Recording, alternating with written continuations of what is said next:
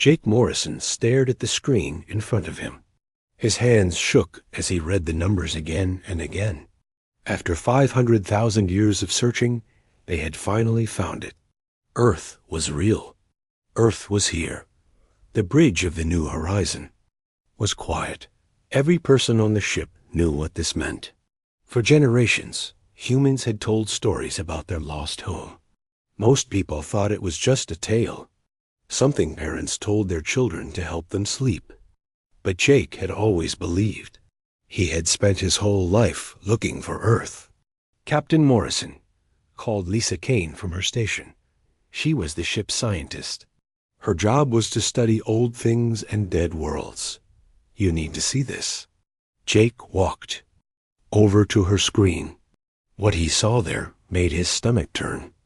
Earth was there, but it was not the blue and green world from the old stories. It was gray and empty. Giant metal rings surrounded the planet like a cage. Strange machines moved back and forth across the surface. What are those things? Jake asked. Mining platforms, Lisa said softly. They're still working. After all this time, they're still taking things from our world. Jake felt anger rise in his chest. The aliens had not just destroyed Earth. They were still using it, still taking from it, like it belonged to them. Sir, said Paul Davis from a weapons station. I'm reading over 200 alien ships in the system. Most of them are cargo vessels. They're loading up with materials from Earth. Jake nodded. He had expected this. The story said that 13 different alien races had joined together to destroy humanity. They called themselves the Purge Alliance. They had decided that humans were too dangerous to live, so they had attacked every human world at the same time. Most humans had died in those attacks. The ones who lived had to run. They scattered across the galaxy. Some went to empty worlds where they could hide. Others joined alien crews as workers. A few built new colonies in places so far away that no one would think to look for them.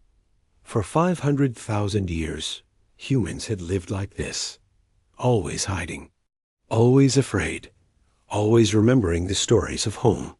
Lisa, Jake said, can you get into their computer systems? I think so, she replied. These mining stations are old. Their security is not very good. Jake watched as Lisa worked. Her fingers moved quickly across her controls. Numbers and symbols flashed on her screen. After a few minutes, she stopped. I'm in, she said. Jake, you need to see this. New images appeared on the main screen. They showed Earth as it used to be. Blue oceans, white clouds, green forests, cities full of people. Jake had seen pictures like this before, but these were real. These were taken from space by the aliens themselves. These are the records from the attack, Lisa explained. The aliens kept everything. They documented the whole thing. Jake watched as the images changed. He saw human ships trying to fight back. He saw cities burning. He saw the oceans boiling away as the aliens used terrible weapons. He saw the last human ships fleeing into space. Then came the worst part. After the humans were gone, the aliens began to take Earth apart. They built the mining platforms. They dug up the cities. They melted down the monuments. They even took the water from the oceans. They didn't just want to kill us, Jake said quietly. They wanted to erase us. Like we never existed. There's more, Lisa said. She changed the display. Again, these are current records. The mining operation is run by something called the Vextar Collective. They're one of the original 13 species that formed the Purge Alliance. Jake studied the new information. The Vextar had grown powerful over the centuries. They controlled hundreds of star systems. They had billions of subjects. They used the materials from Earth to build their ships and cities. How many of the original 13 are still around? Jake asked. All of them, Lisa answered. They call themselves the Grand Alliance now. They rule most of this part of the galaxy. Jake felt something cold settle in his stomach. 13 species, thousands of worlds, billions of soldiers. And scattered across the galaxy were maybe a few million humans, most of whom had never even seen a real weapon. "Sir," Paul Davis called out, "I'm picking up a transmission from one of the mining platforms. It's in the old human language." "Put it through," Jake ordered. A voice came through the speakers. It was speaking English, but with a strange accent. "Mining Platform 7 to transport vessel abundance. Quota exceeded for this cycle. Request immediate pickup of surplus materials." Jake felt his anger grow stronger. They were using human language to coordinate the destruction of the human world. It was like they were mocking the dead. "Can we get closer without being detected?" he asked Paul. "Maybe," Paul replied. "These old mining platforms don't have very good sensors. If we stay behind the debris field, we might be able to get close enough to land a team." Jake thought about this. They could learn more by going down to the surface. But it would be dangerous. If they were caught, the aliens would know that humans still existed. They would start hunting for human colonies again, but they had to know more. They had to understand what had really happened to Earth. "Prepare a landing team," Jake ordered, small and quiet. "Just enough people to get information." "I want to go," Lisa said immediately. "Too dangerous," Jake replied. "I'm the only one who can read the alien systems," she argued. "You need me down there." Jake knew she was right. He did not like it, but she was right. 2 hours later, Jake was sitting in a small shuttle with Lisa and 4 other crew members. They were flying through a field of broken metal and rock. These were the remains of human cities and ships. The aliens had blown them apart and left the pieces floating in space that the shuttle landed on what used to be the North American continent. Jake stepped out and looked around. The ground was bare rock. There were no trees, no grass, no buildings. Just deep holes where the mining machines had dug. "Over here," Lisa called out. She was standing next to a broken piece of metal. "This is from a human ship, one of the old colony vessels." Jake walked over and looked at the metal. He could see letters carved into it. They spelled out New Hope. Somewhere in his family's history, his ancestors might have traveled on this very ship. "The mining platforms have records going back to the beginning," Lisa said. She was reading from a small device she had connected to one of the alien machines. "Everything is here. Every ship they destroyed. Every city they burned. Every person they killed." Jake knelt down and picked up a handful of the gray dirt. Once, this dirt had been forests and farms. It had grown food that fed human families. Children had played in it. Now it was just empty rock. "Jake," Lisa said urgently, "look at this." She showed him her device. On the screen was a list of dates and events. Jake could see records of human colonies being found and destroyed. The last entry was only 50 years ago. "They're still hunting us," Jake realized. "Even after all this time, they're still looking for human survivors. Not just hunting," Lisa said grimly. "According to this, they found and destroyed over 300 human settlements in the last century alone." Jake felt something break inside him. For 500,000 years, humans had been running and hiding. They had built new lives on distant worlds. They had raised children and tried to forget the past. And all that time, the aliens had been hunting them down one by one. "We have to tell the others," Jake said. "Every human colony needs to know about this," Lisa nodded. "But Jake, there's something else. Something that might change everything." She showed him another file. This one was labeled Anniversary Celebration. 500,000 years of peace. "What is it?" Jake asked. "In 6 months, all 13 species of the original Purge Alliance are coming here. To Earth. They're going to celebrate the 500,000th anniversary of humanity's extinction. Jake stared at the file.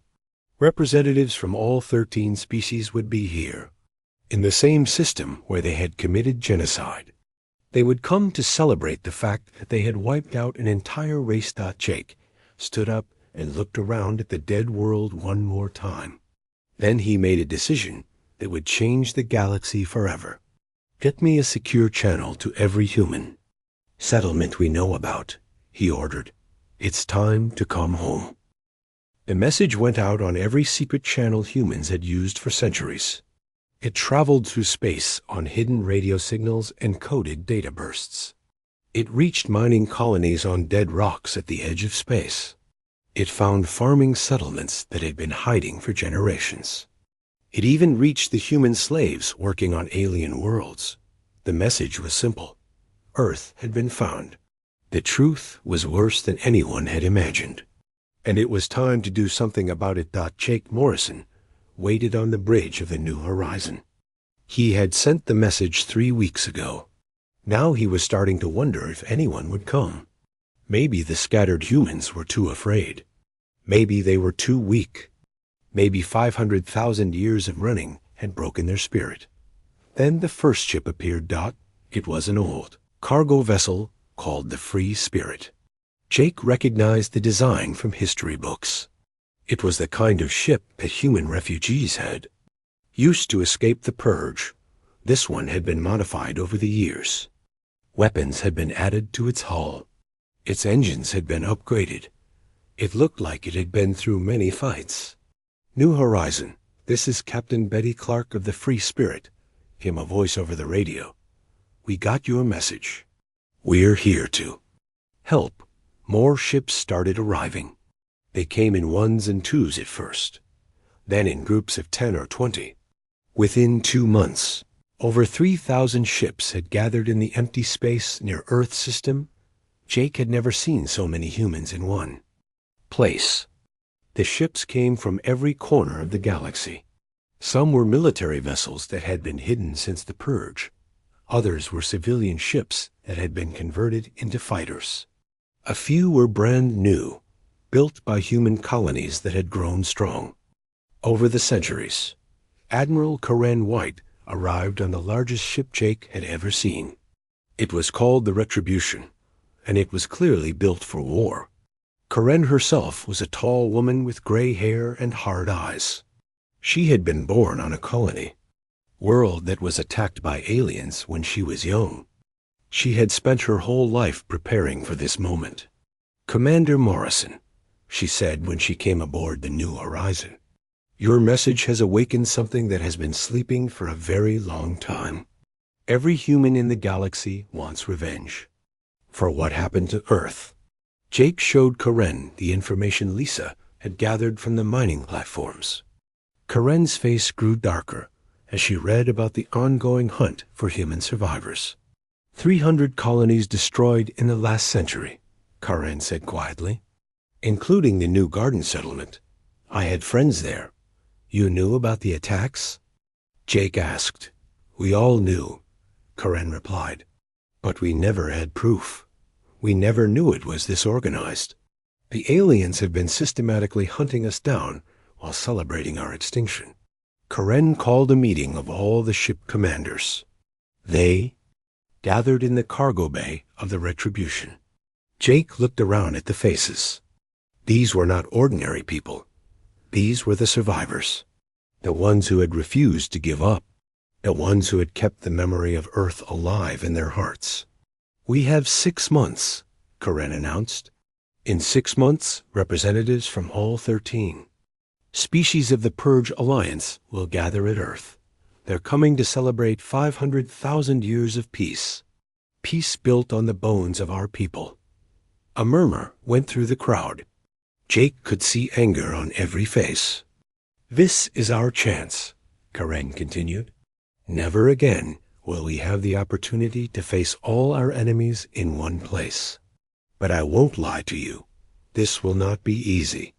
Their combined fleets outnumber us 20 to 1. Their technology is more advanced. And ours, many of us will die. An old man in the back of the room stood up.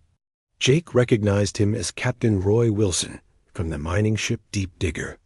"Admiral White," Roy said, "my family has been running from these aliens for 500,000 years. My great-grandmother used to tell stories about Earth, about blue skies and green grass. I never thought I would see our home again, but now I have. And what I saw made me sick. They turned our world into a mining pit. They're still digging up our ancestors' graves. I say we make them pay." Cheers erupted from the crowd. Jake felt something he had never felt before. For the first time in his life, he was surrounded by humans who were not afraid. These people were angry. They wanted justice. Over the next few weeks, more ships kept arriving. The human fleet grew to over 8,000 vessels. But Karen knew. They needed more than just ships. They needed information about their enemies. Colonel Ryan Mitchell was put in charge of intelligence gathering. Ryan was a quiet man who had spent years infiltrating alien organizations. He knew how to move unseen and gather secrets. "We need to know everything about the 13 species," Ryan told his team. "Their fleet positions, their defenses, their command structures.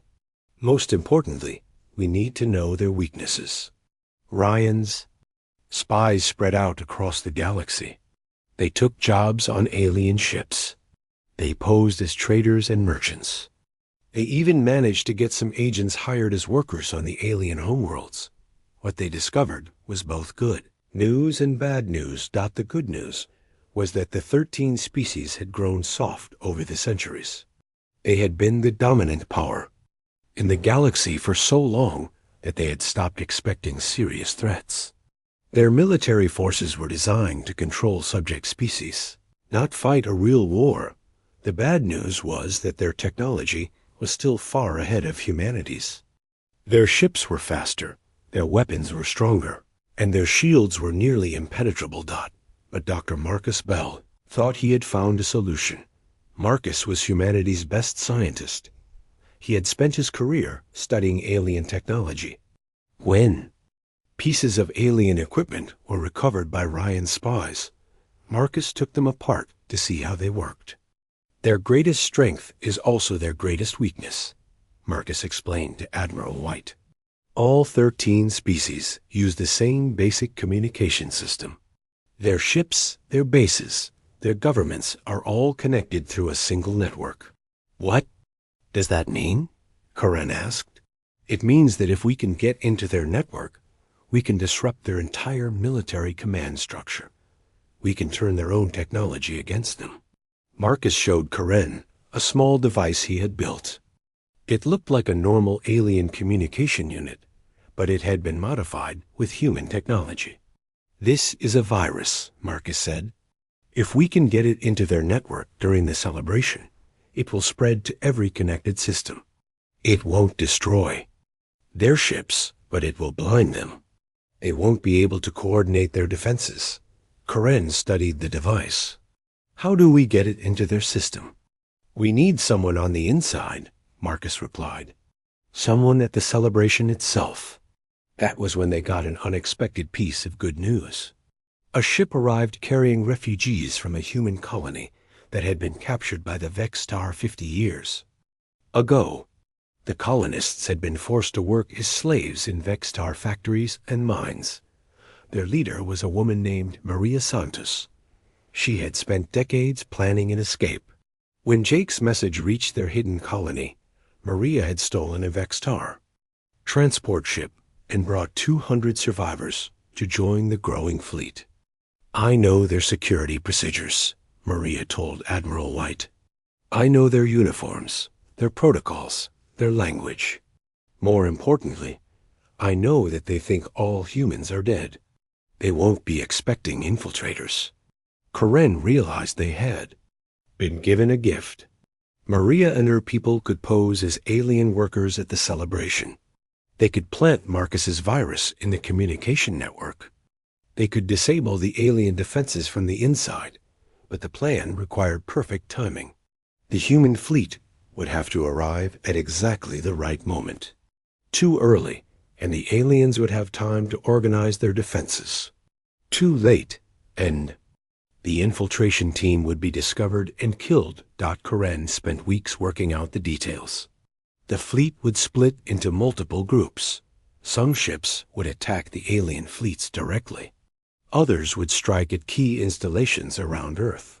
A third group would focus on rescuing any human prisoners they could find, but the most important part of the plan was sending a message. For 500,000 years, the galaxy had believed that humans were extinct. The 13 species had built their power on the idea that they could eliminate any threat simply by killing everyone who opposed them. Karen wanted to prove them wrong. She wanted every species in the galaxy to know that humans had returned, that genocide was not a solution, that the victims could come back stronger than ever. We're not just fighting for revenge, Karen told her commanders. We're fighting to make sure this never happens again, to any species, anywhere. As the human fleet prepared for battle, Jake Morrison stood on the bridge of the New Horizon and looked out at the thousands of ships around him. 6 months ago, he had been alone on a small exploration vessel. Now he was part of the largest human military force in history. But he knew that numbers are not everything. The aliens still had superior technology. They still controlled most of the galaxy. The humans were still outnumbered and outgunned. What the humans had was something else. Something the aliens had forgotten about during their long centuries of dominance. They had anger, they had determination, and they had nothing left to lose. The countdown to the celebration had begun. In 3 months, the 13 species would gather at Earth to celebrate humanity's extinction. They were going to get a very big surprise. Admiral Karen White stared at the holographic display showing the Earth system. In 2 months, over 800 alien ships would gather there for their celebration. Each ship represented thousands of crew members. Each crew member was part of a species that had voted to wipe out humanity. The war room aboard the Retribution was packed with human commanders from across the galaxy. They had been planning for 3 weeks straight. Maps covered every wall. Computer screens showed fleet positions and attack routes. The air smelled of coffee and tension. The aliens will arrive in waves, reported Colonel Ryan Mitchell. His spy network had been gathering information for months. The Vexstar will come first, since they control the mining operation. Then the other 12 species will arrive over the next few days.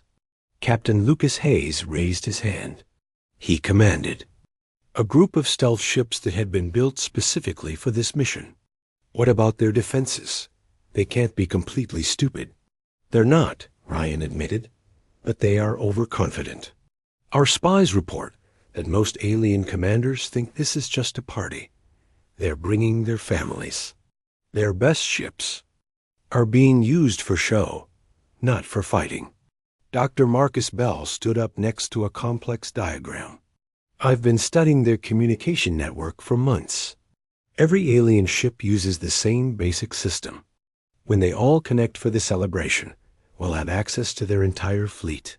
Explain it in simple terms, said Admiral White. Marcus pointed to his diagram. Imagine their ships are like houses on a street. Each house has a telephone connected to all the other houses. If we can get into one telephone, we can call every house on the street. And do what exactly? Asked Captain Betty Clark from the Free Spirit. We can make them think their own ships are enemies, Marcus explained. We can shut down their weapons. We can even make their navigation systems give them wrong directions. They'll be fighting blind. Maria Santos stepped forward. She had been working with Ryan's team to plan the infiltration.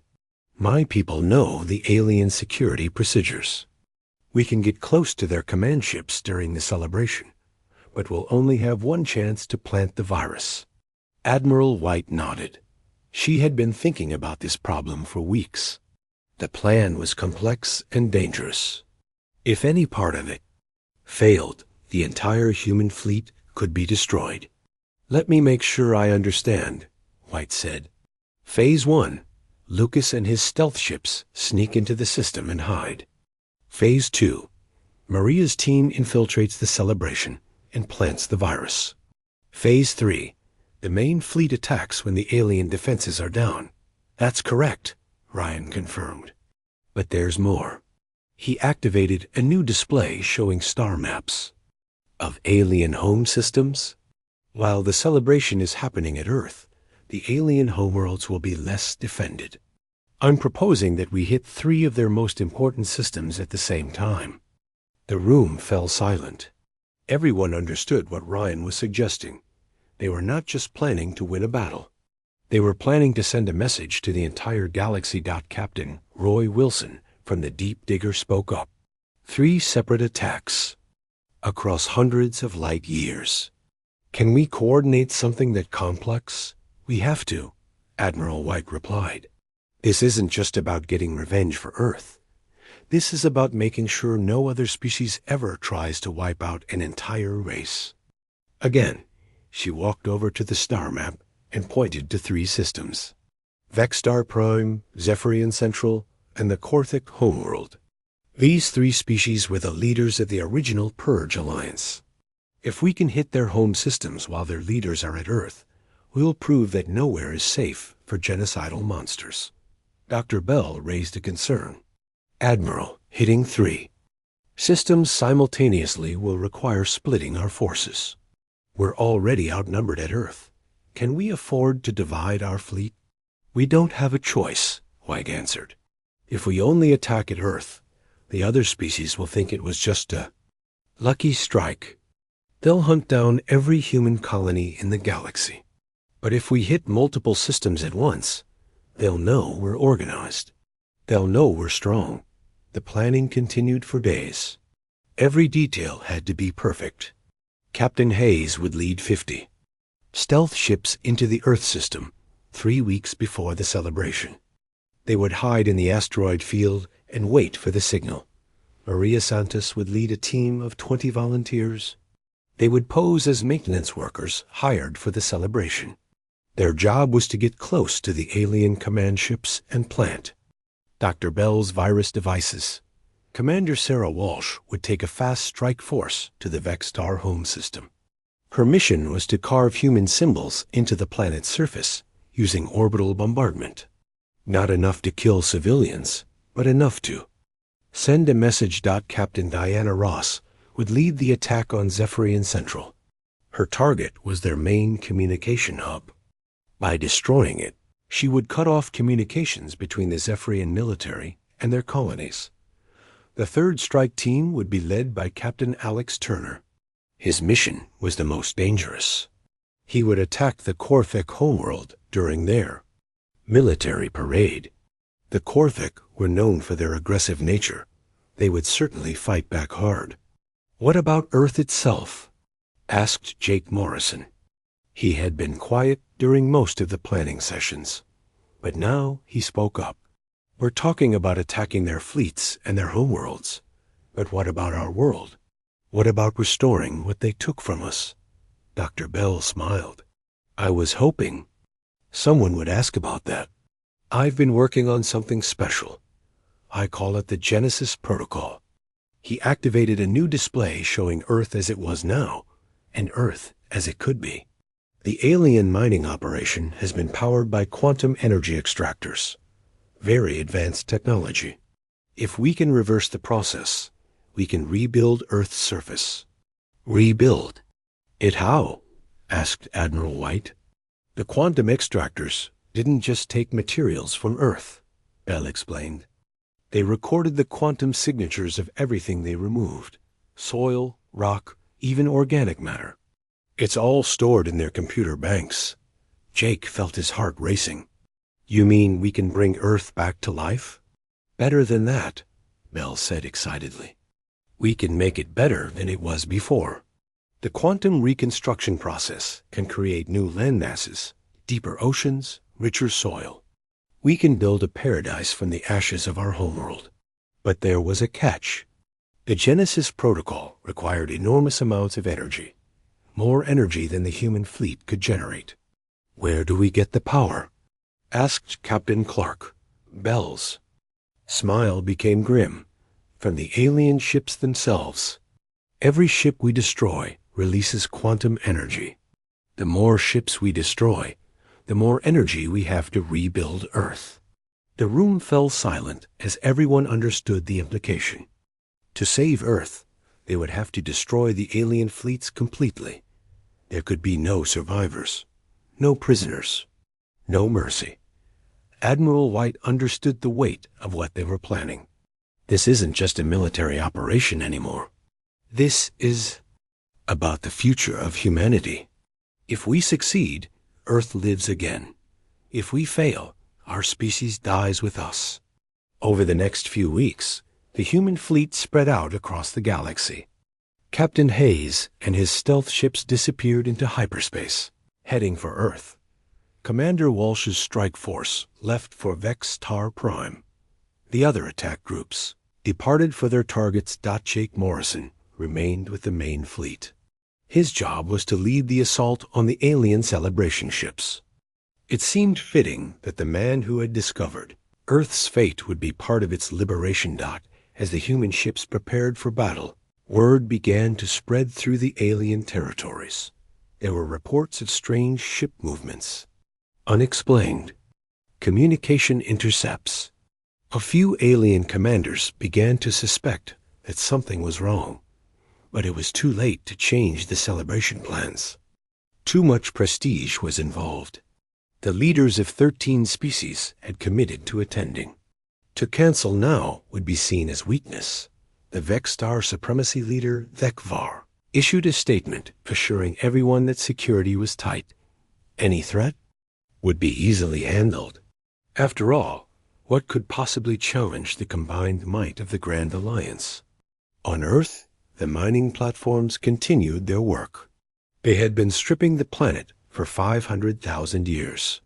A few more weeks would not matter. The alien ships began arriving at Earth right on schedule. Massive dreadnoughts carrying the most powerful leaders in the galaxy. Luxury cruisers filled with diplomats and their families. Even some research vessels carrying scientists who wanted to study the human extinction event. None of them noticed the small objects hiding in the asteroid debris. Captain Hayes and his stealth ships were perfectly positioned and completely invisible. In the command center of the largest Vextar ship, Vekvar looked out at the dead world that had once been the human homeworld. 500,000 years of peace, he said to his assembled commanders. Let this be a lesson to any species that thinks they can threaten the natural order. What Vekvar did not know was that Maria Santos was standing just 50 meters away, disguised as a maintenance worker.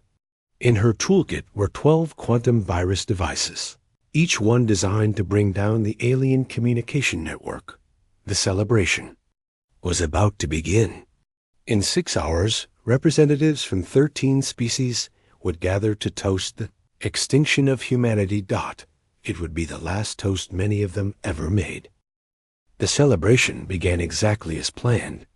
800 alien ships filled the space around Earth's dead surface. Their lights sparkled like stars against the darkness. Music played across the communication channels as representatives from 13 species gathered to mark 500,000 years since humanity's extinction.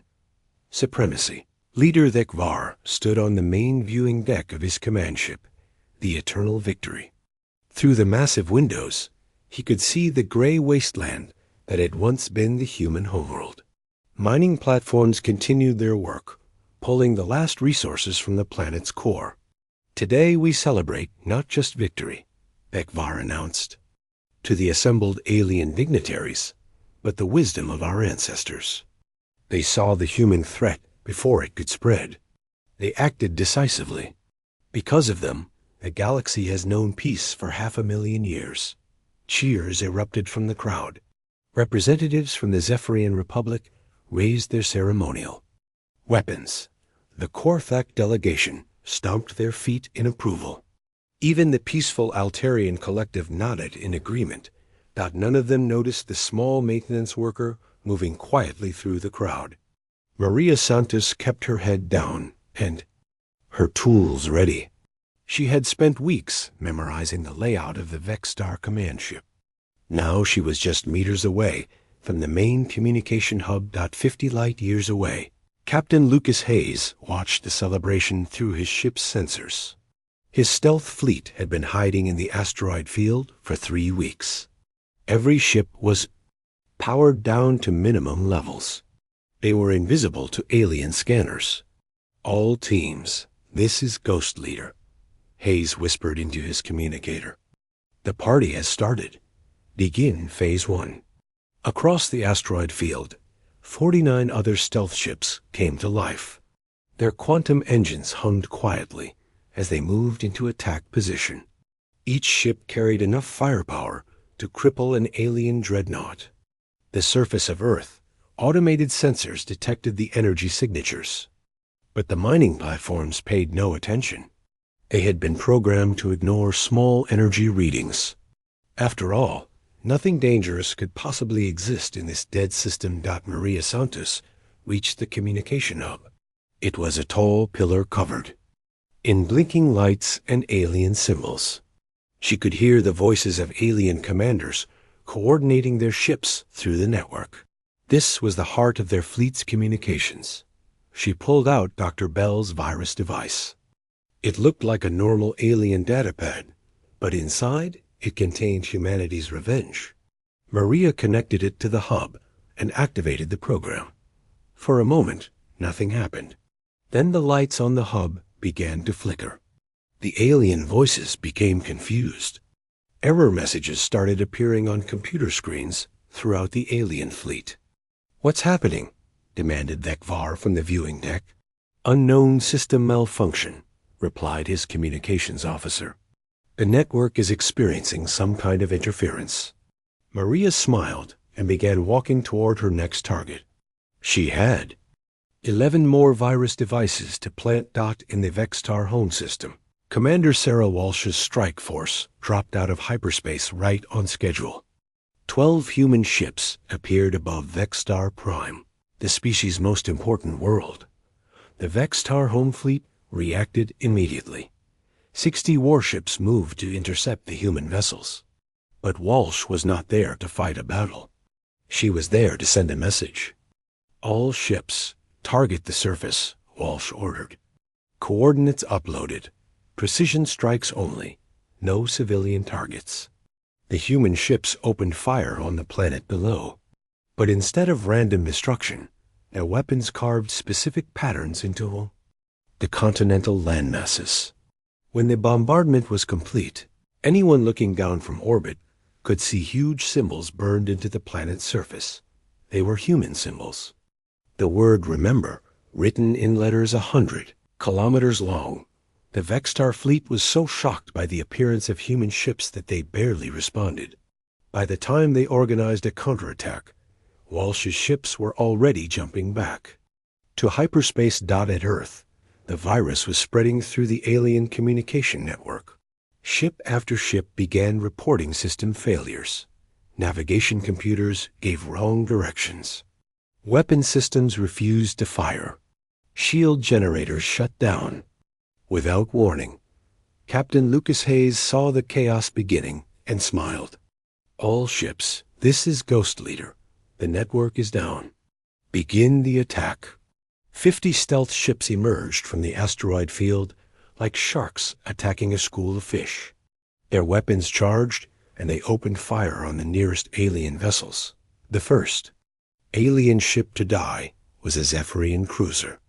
Hayes personally targeted its main reactor with a quantum torpedo. The ship exploded in a brilliant flash of light, its debris scattering across space. More explosions followed as the stealth ship struck. Their targets. The aliens tried to fight back, but their communications were failing. Ships fired on each other by mistake. Some vessels fled in panic, only to crash into asteroids because their navigation was wrong. On the Eternal Victory, Thekvar watched in horror as his fleet came apart around him. "How is this possible?" he demanded. Humans are extinct. We made. Sure of it, sir, called his tactical officer. I'm reading quantum signatures consistent with human technology. But that's impossible. We destroyed all human worlds 500,000 years ago. Not all of them, said a voice from behind. Vekvar turned to see Maria Santos standing in the doorway. She had discarded her maintenance disguise and now wore the uniform of a human military officer. In her hand was a weapon that Vekvar recognized from the old war records. You, Vekvar whispered, but you're supposed to be dead. We all are, Maria replied. That's what makes this so satisfying.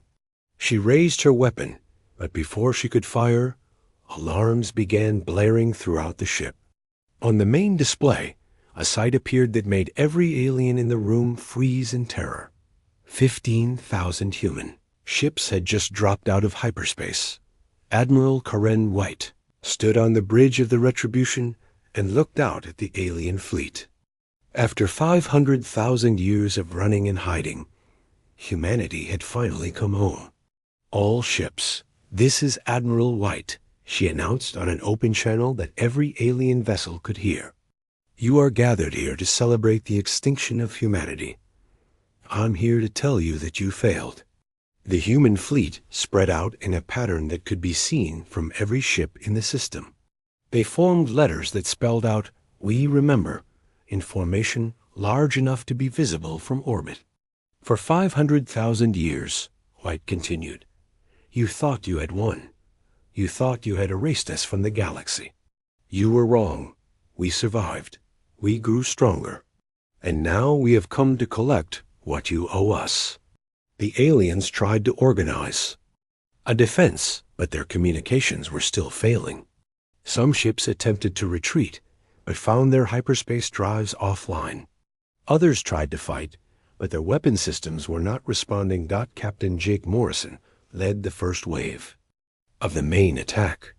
His ship, the New Horizon, targeted the mining platforms orbiting Earth. For our world, he said as he fired.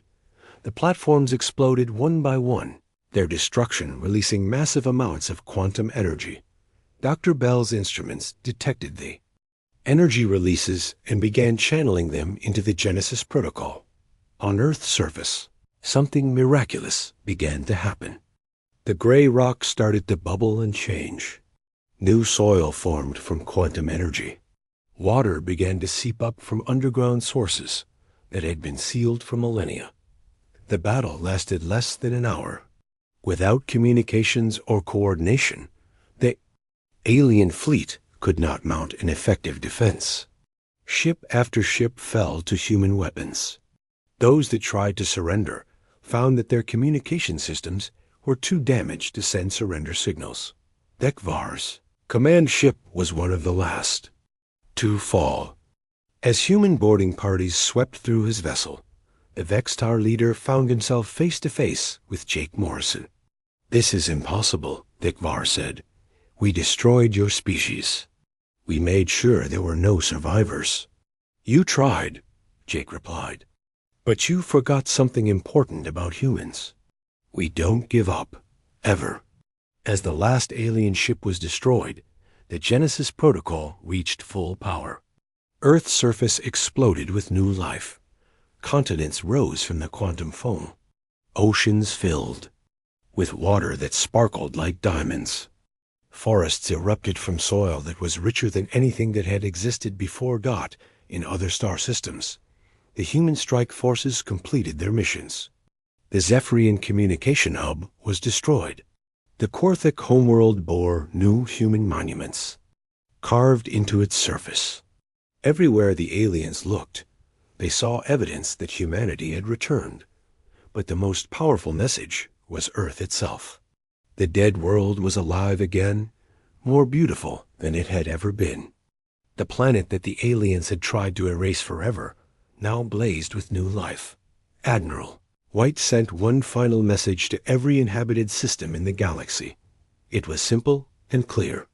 This is Admiral Karen White of the Human Defense Fleet. For 500,000 years, 13 species have celebrated the genocide of humanity. Today, that celebration ends. Let this be a warning to every species in the galaxy. Genocide has consequences, and humanity never forgets. The Age of Reckoning had begun. 6 months after the Battle of Earth, Jake Morrison stood on a hill overlooking the first human city built on the restored planet. The city was called New Hope, and it was nothing like the old human cities from the history books. This one was better. The buildings were made from quantum-enhanced materials that sparkled in the sunlight. Gardens filled with plants from 100 different worlds grew between the structures.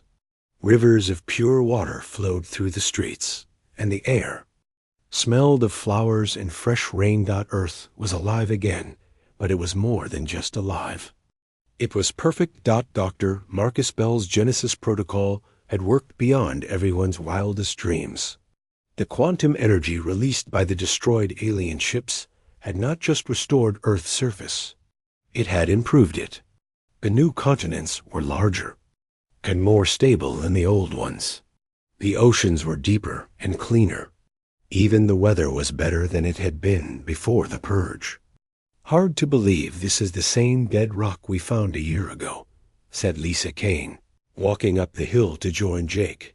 She was still the chief scientist, but now her job was studying life instead of death. Jake nodded. "Sometimes I think I'm dreaming." After 500,000 years, we're finally home. Below them, construction crews were working on new buildings. But these were not ordinary workers. They were humans from every corner of the galaxy, all coming home to help rebuild their ancestral world. The response had been incredible. Within weeks of the battle, human ships began arriving from colonies that no one even knew existed. Farmers came from agricultural worlds where they had been growing food in secret.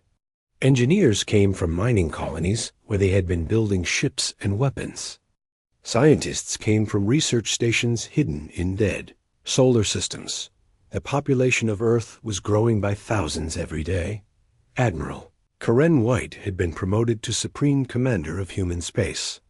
Her job was to protect not just Earth, but all human colonies throughout the galaxy. The fleet that had won the Battle of Earth had become the foundation of a new human defense force. But White's biggest challenge was not military. It was political. 7 of the 13 species from the old Purge Alliance had requested peace talks. Within days of the battle, they claimed they had been forced to participate in the genocide by the more aggressive species. They offered to pay reparations and return any human prisoners they held. White met with their ambassadors in the newly built Human Council building in New Hope. The building was designed to send a message. It was bigger and more impressive than any alien structure in the galaxy. "We want peace," said Ambassador Kelleth of the Altarian Collective. His species looked like tall, thin humans with blue skin. The purge was a mistake. "We were young and frightened. We have learned much in 500,000 years." "You have learned to be better killers," White replied coldly. "Our intelligence shows that you have destroyed 16 other species since the purge. You just got better at hiding it." The alien ambassador looked uncomfortable. "Those were different circumstances." "No," White said firmly. "They were exactly the same circumstances. You saw species that you thought were threats, so you decided to wipe them out completely. The only difference is that this time we survived to tell the story." The peace negotiations continued for months. Some alien species offered huge payments of resources and technology. Others promised to give humans territory in their space. A few even offered to serve as human allies against their former partners. White accepted some offers and rejected others. But she made one thing very clear to every alien delegation. The age of genocide was over. Any species that tried to completely destroy another species would face the full force of human military power. 3 of the original 13 species refused to surrender. The Korthic Empire, the Draconian Hegemony, and the Void Hunters declared eternal war against humanity. They claimed that humans were an infection that needed to be removed from the Thea. Galaxy Captain Sarah Walsh led the response to these threats. Her job was to hunt down the remaining enemy fleets and eliminate them before they could attack human colonies. The war against the 3 holdout species lasted 2 years. It was not the kind of war that humans had fought during the Purge. This time, humans had superior numbers, better technology, and most importantly, the support of other alien species who were terrified of being targeted next.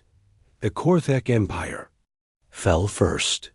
Their military was strong, but their economy could not support a long war against the combined human fleet. When their capital world surrendered, their entire empire collapsed within weeks. The Draconian hegemony lasted longer, but they made a fatal mistake. They attacked a human colony world called Paradise Valley, killing 3 million civilians. The attack was meant to terrorize other human settlements, but it had the opposite effect. Every human in the galaxy demanded revenge. Even humans who had been against the war now supported total victory. Walsh's fleet grew from hundreds of ships to thousands as volunteers poured in from every human world. The Draconian homeworld was bombarded for 7 days straight. When the attack was over, the planet's surface was covered with craters that spelled out the names of every human who had died at Paradise Valley. The Void Hunters were the last to fall. They were nomads who lived on massive space stations, so they had no homeworld to defend. But they also had no place to hide. Human hunter-killer groups tracked them down one station at a time, until the last Void Hunter ship was destroyed in the Outer Rim territories. With the end of the wars, humanity could finally focus on building instead of fighting. Captain Jake Morrison was appointed as Earth's first Governor General. His job was to oversee the return of humanity's scattered population to their ancestral home. It was a massive undertaking. Over 2 billion humans lived throughout the galaxy. Not all of them wanted to return to Earth, but millions did. They came in every kind of ship imaginable. Family groups in small freighters, entire colonies in massive transport vessels. Even individual travelers who had saved for years to afford passage home. Each returning group brought something unique. With them, farmers brought new crops that had been developed on distant worlds. Engineers brought technology that had been refined over centuries of hardship. Artists brought music and stories that told the tale of humanity's long exile. The result was a human civilization unlike anything that had existed before the Purge. It was stronger, more diverse, and more determined than the original Earth culture had ever been. Dr. Lisa Kane established the Museum of Memory in the center of New Hope. It was dedicated to preserving the history of every human who had died during the 500,000 years of exile. Visitors could read the stories of the colonies that had been destroyed, the ships that had been lost, and the families that had been separated. But the museum was not just about remembering the dead. It was also about celebrating the survivors. Interactive displays showed how humans had adapted to life on different worlds, how they had learned to hide from their enemies, how they had kept their culture alive despite being scattered across. The Galaxy. The most popular exhibit was called The Long Road Home. It showed the journey of humanity from the original Purge to the Battle of Earth. Children would stand in front of the displays for hours, learning about their ancestors' struggles and triumphs. 1 year after Earth's restoration, Admiral White declared the first annual Remembrance Day. It was held on the anniversary of the Battle of Earth. Humans throughout the galaxy would pause for 1 minute of silence to honor those who had died during the exile. But Remembrance Day was not just about mourning, it was also about celebration. Festivals were held on every human world. People told stories about the heroes who had made the return possible. Children competed in contests to design new human colonies. The galaxy itself had changed. News of humanity's return had spread to every inhabited system. Some species were frightened by the idea that an extinct race could come back so powerfully. Others were inspired by the story of survival against impossible odds. Several species that had been oppressed by the old Purge Alliance asked to join the new Human Federation. They wanted the protection that came with being allied to the species. That had defeated 13 empires in a single day. White was careful about accepting new members. She remembered how the original Purge Alliance had started as a defensive organization and had become a tool for genocide. The Human Federation would be different. It would protect the weak instead of exploiting them. Standing on his hill overlooking New Hope, Jake Morrison watched the sun set over the restored Earth.